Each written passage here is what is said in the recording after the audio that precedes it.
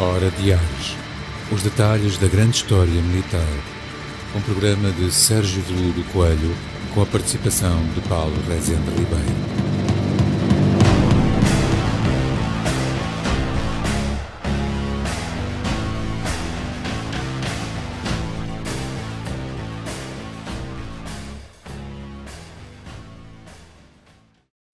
E a relação e a forma como eu própria senti aquele espaço.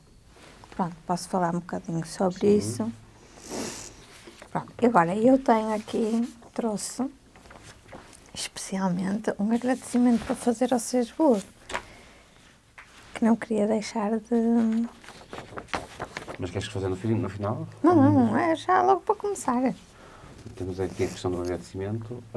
Ora bem-vindos. Estamos aqui para mais uma Hora de Ares, no formato com convidados. Como foi prometido, voltamos a convidar a Maria Antónia Bacelar. Olá, Antónia, tudo bem? Olá, Paulo. Obrigado por teres aceito o convite, novamente. Muito obrigada. O Sérgio ainda não pode estar cá, ainda está com os seus problemas relacionados com os impropérios que fez a Assembleia da República, mas em breve estará cá, para a semana, penso eu. Para já vamos dar continuidade àquilo que a Antónia falou no primeiro programa. Vamos aprofundar um pouco mais o tema da tese, como é que ela organizou a tese, e vamos conversar sobre isso. Não se esqueçam das subscrições, dos likes, do partilhar, que é importante para a divulgação do programa, do nosso programa, dos outros programas e da rádio em geral. Acho que a Antónia tem um agradecimento a fazer antes de começar a falar. Não é, Antónia? É, Paulo, eu queria publicamente preferir um agradecimento muito especial ao professor Sérgio Veludo Coelho, que foi o orientador desta tese, e gostava, desde já, citar o pintor e arquiteto Fernando Lenhas, que no documentário Lenhas, o mais desirmanado, de 2001, da RTP, a certa altura diz assim: o melhor é conhecer, saber, como quem vê uma paisagem inteira e entende folha a folha, o antes e o depois, a intenção e a aventura. E o professor Sérgio Veludo conjugou não só esta intenção e esta aventura da minha tese de mestrado, neste tema específico da arquitetura militar, e desta aventura de que nos fala Fernando Lenhas, mas principalmente pela sua flexibilidade, destreza, dedicação e gosto, bem como o reflexo da sua generosidade e saber com que orientou o trabalho. Bem-aja, professor Sérgio Veludo, com o desejo das maiores felicidades. E eu faço das palavras de Antónia as minhas, porque ele foi exatamente o meu orientador e é um ser humano inacreditável. E todos os orientandos dele devem dizer o mesmo. Sim, portanto, sim, é uma pessoa muito especial e é muito difícil de encontrar pessoas assim. Relativamente ao nosso tema de hoje, eu tenho aqui algumas notas e decidimos falar sobre a forma como organizaste a tua tese e o porquê do título. Vamos começar por aí? Sim. Ora, foi preciso, como vimos no programa anterior, este quartel, eu defini com o quartel Santo Ovídio como tema da dissertação de mestrado, e tinha um conjunto enorme de informação e esse conjunto divergia um pouco nas suas temáticas. A certa altura comecei a ficar um bocadinho, um pouco, vou dizer mesmo, desconfortável, porque, apesar de seguir uma estrutura, não é? Um índice pré-estabelecido, e sempre de acordo com o professor Sérgio Veludo, a informação que eu ia recolhendo ia sistematicamente se direcionava para a história militar do quartel e não daquilo ao que eu me propus primeiramente fazer, que era tentar encontrar as alterações ao edifício, não é? Ao quartel Santo Ovídio, as alterações que a própria história militar foi obrigando. E falo em a história militar não só ao nível dos conflitos militares, não é? Na cidade e no país, mas e principalmente a estruturação da organização militar. A evolução militar.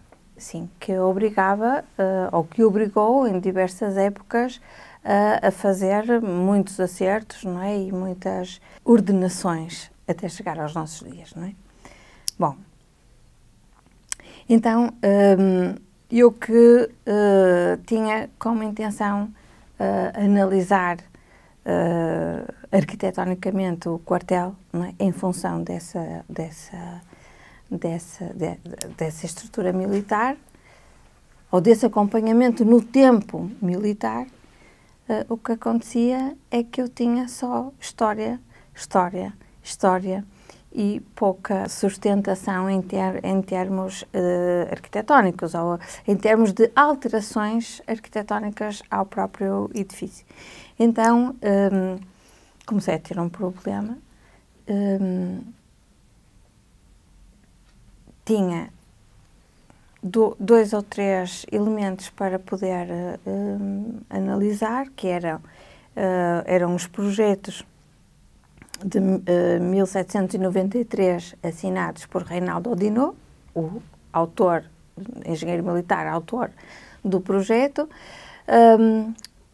as alterações feitas ao próprio projeto, por isso a construção ainda não estava iniciada ou estava ainda... Foram feitas alterações ao projeto original do Ao projeto original, por Maldonado, e tinha esses dois elementos de análise. E depois havia alguns desenhos, alguns planos no próprio arquivo do GAM, onde eu fazia, em Lisboa, onde eu fazia a investigação, em várias épocas, mas muito pouco no século XIX. As grandes alterações vieram depois a serem feitas quando o quartel passa a quartel-general, não é? São feitas obras de adaptação e de melhoramentos, mas não havia nada significativo para que eu pudesse sustentar a minha investigação. A questão da arquitetura. Sim, as questões, mesmo em termos funcionais, não é? Então, comecei a pensar de outra forma, não é? E comecei a ver que eu precisava de ir ao edifício, precisava de perceber os planos que eu tinha, o projeto que eu tinha, as plantas e os alçados e as diferenças que eu tinha do que era mais do início do século XIX, e hoje em dia tinha esses dois elementos para poder comparar.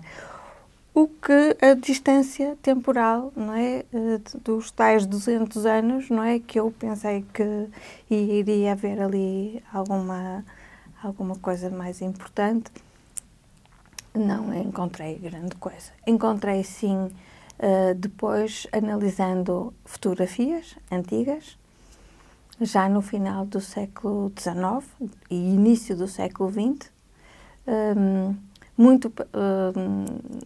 mas ainda antes da implantação da República. Portanto, aqui fizeste uma, não tinhas acesso a fontes e com o teu olhar de arquiteta conseguiste perceber que existiam efetivamente alterações, mas que não tinham sido deixadas em documentos ou que estariam noutros sítios, não é? Em que eu não tinha acesso imediato, ou não tinha, ou no tempo, ao tempo desta tese, não é? Não me era muito possível aceder, não é? E assim fui percebendo que em todas aquelas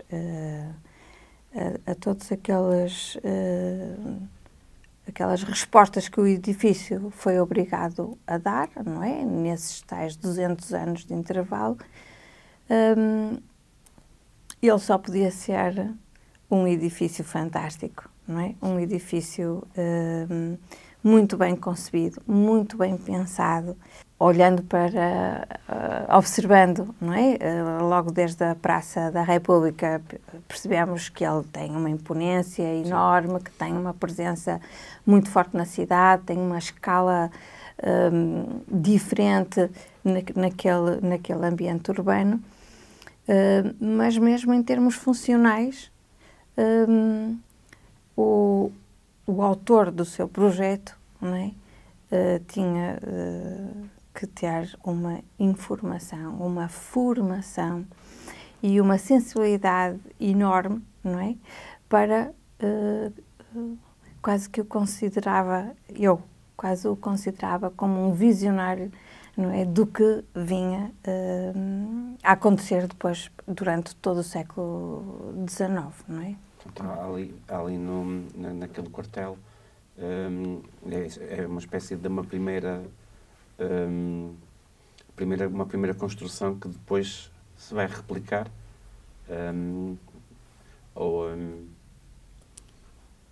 Não, acho que não podemos dizer isso. Mas deu inspiração para outro... Sim, mas isso... todas estas coisas tocam depois outros assuntos e outros temas, não é? Porque, assim como hoje, há, em outras épocas, não é? Cada construção ou cada edificação, não é? Cada projeto para essa edificação é uma experiência, não é?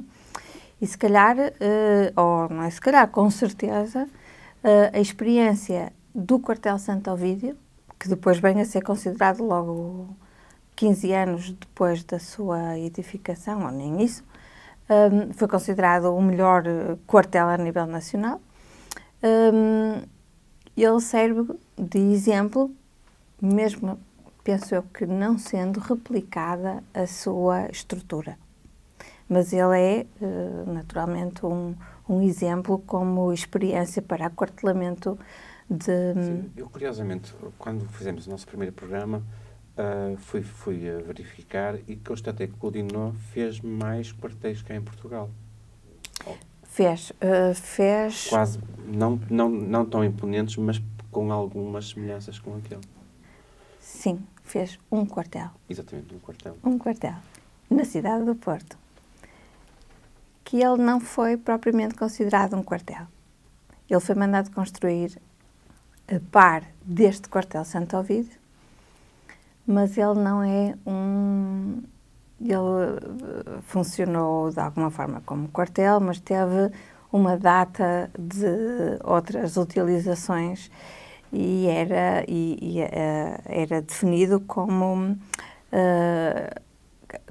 a Casa Pia e quartel das partidas avulsas, Casa Pia do Porto. Como Casa Pia nunca funcionou, nunca teve essa função, funcionou de alguma maneira como quartel e hoje é conhecido como o edifício do Governo Civil do Governo Civil do Governo Civil no Porto. A Muralha Fernandina. Sim, ali por trás da Batalha, por trás do Teatro São João. As duas construções iniciaram-se mais ou menos ao mesmo tempo. mas como o Heraldo, não havia grandes recursos económicos, não é, para levar a cabo as duas edificações para aquartelamento e para a Casa Pia, que tinha entre outras funções, decidiram então canalizar todos os esforços e todos os esforços a todos os níveis, não é, inclusivamente económicos, para o quartel de Santo Ovídio e torná-lo um edifício que hoje é mais emblemático e mais simbólico que hoje temos. Também, em consequência disso, o projeto do Odinó não foi completamente construído. Foram-lhe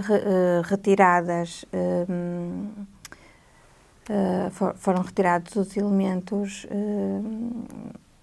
mais estéticos ou mais a nível de emplazamento, de ornamento.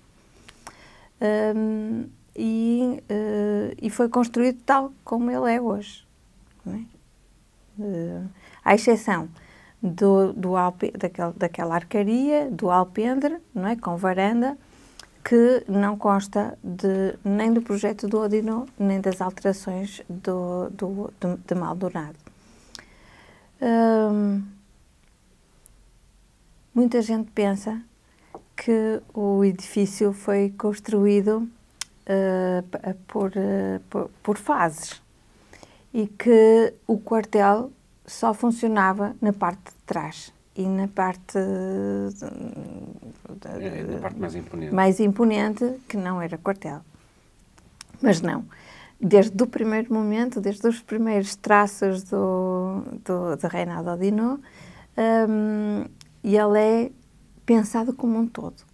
E ele é hierarquicamente pensado, respondendo à hierarquia militar, não é? E a toda aquela estrutura, foi pensado para o regimento, o 2º Regimento do Porto, para albergar cerca de 1.600 homens, dividido segundo as normas ou segundo a organização militar da altura, e a alteração de Maldonado, ou a grande alteração de Maldonado, são a implementação de 2 escadarias logo no átrio de acesso, uma à esquerda e outra à direita, não é? Que fazem o acesso àquela parte mais monumental, onde estariam os alojamentos e os gabinetes dos oficiais e do comandante e a residência, etc. Relativamente ainda à tua tese, tu no título colocaste o tempo, o espaço... Pois, fugimos a essa pergunta. Fugimos aí um bocadinho a essa. Não faz mal. Como o entusiasmo. Exatamente. É uma coisa que tu tens, quando falas neste tema, é o entusiasmo. Temos o tempo, o espaço e o uso. Tu definiste estas três palavras, usaste estas 3 palavras no título e penso que elas são importantes naquilo que foi a concepção do teu trabalho e no resultado final. Sim. Pensei que, e ligando um pouco a investigação que eu tinha feito aos elementos que eu obtive, às análises que tinha elaborado, também não podia fugir muito, não conseguia fugir muito da minha formação. E então há um tema na arquitetura que é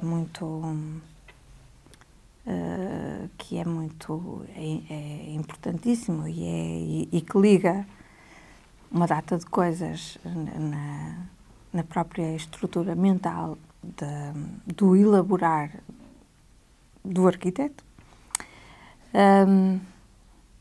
ou de quem pensa a forma,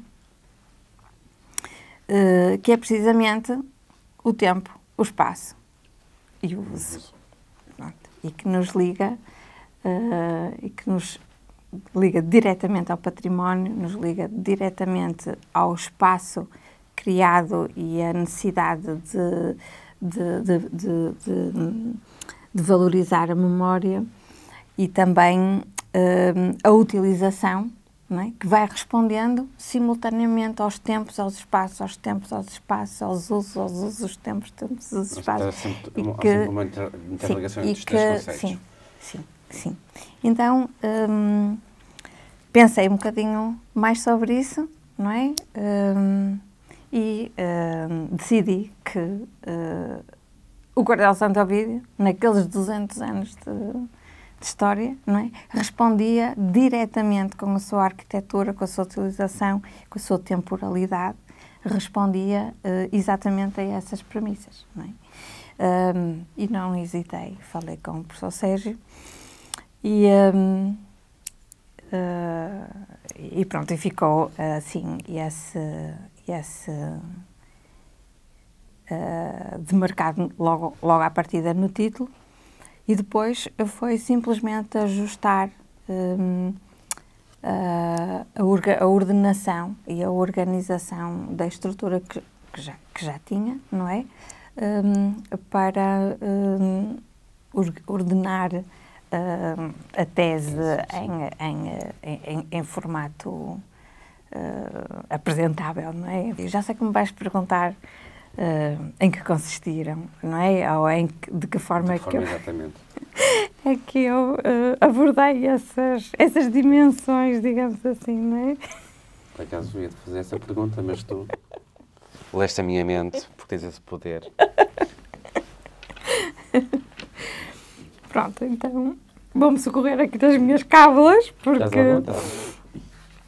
porque já lá vai há algum tempo e como esta coisa do tempo, do espaço e do uso é um pouco... são muito coincidentes e são muito... articulam muitos temas e muitas coisas. Pronto, também vamos centrar aqui na nossa abordagem. Então, na dimensão do tempo, em termos de construção, abordando as questões económicas, os conflitos militares e a reestruturação do exército, não é? Ele respondia às questões temporais nesta dimensão. Do projeto à obra. Aquilo que foi pensado àquilo que foi construído, efetivamente construído. O arquiteto, autor do projeto, o projeto propriamente dito e a sua concepção, a obra construída e a ocupação dessa edificação. E depois as alterações ao próprio projeto de Reinaldo Odineau, que vêm a ser também bastante importantes na concepção do edifício, tal como nós o conhecemos hoje. Depois, a dimensão do espaço. Vou-te confessar que foi o que me deu mais gozo, não é? Foi trabalhar esta dimensão, naturalmente. Um conhecimento alargado das questões da proporcionalidade e da modulação do próprio espaço, de ritmo, de organização espacial e de estrutura funcional, terminando num projeto, ou determinantes no projeto de Reinaldo Odineau. A tua costela de arquiteto está a falar mais alto. Pois, tinha que ser. Teria que ser, ou não teria que ser, mas à partida, quando eu defini este tema e e acabei por pegar no trabalho a pegar neste quartel, Não podias escapar. já lá estava, não é? Quer dizer, a intenção já lá estava, mesmo que, pronto, que depois a gente queira sair um pouco, acaba sempre por seguir essa linha, não é? Pronto. Então, estávamos a falar de espaço. A própria imagem do edifício.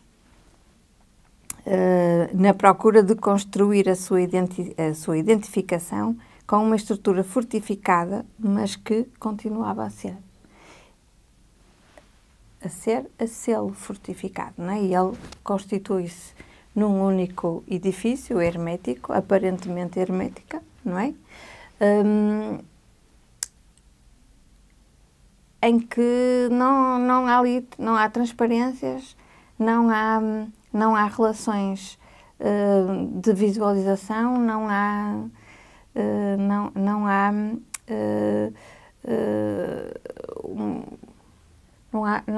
uma extrapolação do exterior para o interior. Depois, a relação das hierarquias, como já falei, das hierarquias, não só em termos da estrutura militar, porque agora estamos aqui a falar de espaço, mas sim hierarquias de espaço arquitetónico, entre o espaço público, o espaço semipúblico e o espaço privado, entre a Praça da República, a aproximação ao quartel e o interior do quartel. Aqui eu suscitou-me agora uma questão que não tinha ocorrido no primeiro programa. A praça faz parte do projeto? A praça não faz parte... Ela não faz parte do projeto, mas... Tido em conta a escolha do lugar, do sítio onde é implantado o quartel, a praça é determinante para a escolha do lugar, dessa edificação. Até porque naquela praça chamava-se Campo de Santo Ovídio, e era o lugar onde as tropas espalhadas, as chamadas tropas da guarnição do Porto, os outros regimentos, as tropas da cidade, as várias tropas da cidade que se alojavam em sítios que nós sabemos quais são, mas que estavam espalhadas na cidade, não tinham um lugar de manobra para efetuar as suas manobras, não é? As tais paradas militares, e então recorriam àquela praça, que era um campo aberto, não é? Amplo, e sem ocupação no seu pavimento. E então ali por isso, aquele já era um espaço militar. A construção do quartel veio oficializar sim. no uso militar, sim, que era feito. E a praça continuou a ser utilizada para manobras conjuntas, não é? Para encontros, para os tais eventos que falávamos outro dia, não é? E era uma forma também de mostrar à cidade, não é? Que as estruturas militares estavam presentes e havia uma certa troca, não é? Entre a proteção e a defesa, como de marcação do próprio poder, etc. Não é? Outras considerações mais um pouco mais ao nível da própria história, não é? Mas interessava-me muito esta questão da hierarquia do espaço arquitetónico, não é? Até onde o público chegava, ou a população chegava, e até onde a própria estrutura militar avançava sobre o território civil, não é? O conceito de uso, o uso entra mesmo já nesta forma, o espaço e o uso estão muito relacionados. Aí está essa mistelização, não é? Entre estes conceitos, não é? Em termos de arquitetura. E depois o edifício também como um invólucro, não é? Como uma pele. Hoje poderíamos dizer que era um edifício como uma pele, não é? Porque ele estrutura-se como um aro, não é? Como um elemento fechado. Depois, na dimensão do uso, que também já fomos falando, não é? Como espelho de uma instituição hierarquizada e independente, uma estrutura construída inicialmente pensando, ou tendo sido pensada para aquartelar mais do que um regimento, a questão das 12 escadarias, e acrescento agora também que existem 2 edifícios no interior do quartel, 2 edifícios independentes que tinham 2 chaminés monumentais, lindíssimas, maravilhosas, que, entretanto, nas mais recentes, não na última remodelação, mas ainda anterior, foram retiradas. E aí funcionavam 2 cozinhas independentes, já desde a concepção do Reinaldo Odinó, do projeto de Reinaldo Odinó. Por isso, ele já, logo de início, ele foi pensado para mais do que um regimento. Foi utilizado, então, por 2 unidades militares que lá estiveram aquarteladas, o RI-18, que foi quem durante mais tempo esteve lá, não sendo sempre o mesmo, não é? Tendo a mesma designação, mas que ele foi sofrendo alterações, não é? na sua composição, na sua estrutura. E o RA4, que era um regimento de artilharia, por isso essencialmente teve o regimento de infantaria 18 e o regimento de artilharia 4. E também, daí que hoje ouvimos muitas vezes dizer, e no meio dos militares, ouvimos dizer, ou referirem-se ao quartel de Santo Ovídio como os quartéis de Santo Ovídio. E só nos apercebemos disso, não é? Olhando para a sua estrutura espacial. Não é? Porque, vista do seu exterior, não conhecemos. Único só para um efeito. Ao conhecer, e portanto, eu precisava de lá ir, eu precisava de conhecer. Sentir o espaço. Sim, foi muito importante. E foi muito importante para eu definir estas dimensões, não é? Esta divisão, não é, de capítulos ou ou temáticas, não é, ao que o quartel podia responder. Por isso falamos das questões do uso, do regimento, dos regimentos, não é, que foram e do uso pelos próprios militares. As alterações que foram feitas também já falamos, para cumprir esse uso militar através do tempo, e a identidade e aquilo que dava identidade ao quartel, não é? A sua utilização dava-lhe o seu nome, não é? E a sua... E depois os espaços circundantes, que era a praça. A praça... eu fico sempre impressionado porque é um conjunto arquitetónico que nós temos ali, que tem a praça, tem o quartel, tem a igreja e tem a ordem. Portanto, há ali um diálogo de edifícios muito interessante. E à altura já existia pelo menos a igreja, não? Existia uma igreja pequena, não era aquela igreja. Existia sim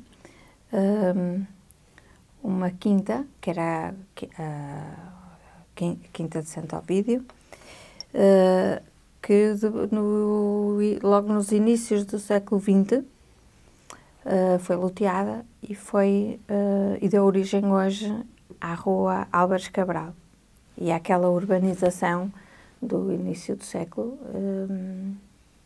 que conhecemos e que hoje é inclusivamente é também de grande importância arquitetónica. E existia ali um convento salvo erro, de dominicanos, não tenho a certeza, um hospício também, o Hospício de Santo Ovídio, penso eu, mais perto da Rua dos Bragas. O que é que existia mais? Existia essa igreja, existia um colégio, mas a Ordem da Lapa não existia. O sítio da Ordem da Lapa, por curiosidade, não é? E coisas que também eu fui descobrindo O nosso trabalho não se limita àquilo que nós pretendemos fazer. Pela cartografia que fui consultando, mais alguma coisa. Ali existiu um jardim. E um jardim mandado construir pelos próprios militares do quartel Santo Ovídio. Um jardim com semelhanças muito próximas do Jardim São Lázaro. Sim, um jardim fechado? Sim, fechado, com gradeamento, e que não era privado do quartel, mediante o que sei, não é? Mas era quase que uma dádiva à população, não é? Pelos transtornos, digamos assim, que os militares provocavam na cidade, não é? Porque também havia ali, não é? Alguma perturbação, não é? Naquela zona. Sim, nós estamos a falar no século XXI, em que as coisas em termos militares agora estão mais ou menos calmas, aqui em Portugal, mas naquele período era muito agitado e era normal que eles quisessem oferecer aos habitantes da cidade alguma coisa. Sim, e até para mudar um pouco a conotação que a população tinha deles próprios, não é? Dos próprios militares. Portanto, o nosso tempo está a terminar, que a Régia já nos disse. Ainda temos que falar no Udinó. A Antónia ainda vai voltar para um próximo programa. Está aqui a tese dela, Quartel de Santo Ovídio de Tempo, Espaço e Uso. Teve a concurso para Prémio de Defesa Nacional. Uma mulher que concorreu ao prémio, que maioritariamente é para homens. Algumas mulheres já o ganharam. E também de uma pessoa que está fora do meio militar. Normalmente é feito por pessoas que estão dentro do meio militar. Teremos a Antónia também para a questão do mais aprofundada do Lino, que é a questão do doutoramento. Não se esqueçam das subscrições, dos likes e dos gostos, e do Natal está aí. Sejam generosos connosco, assistam e partilhem. E obrigado, Antónia, pela tua presença, e contamos contigo para explicar um pouco mais a questão do Udinó do futuro. Muito obrigada, Paulo. Eu que agradeço.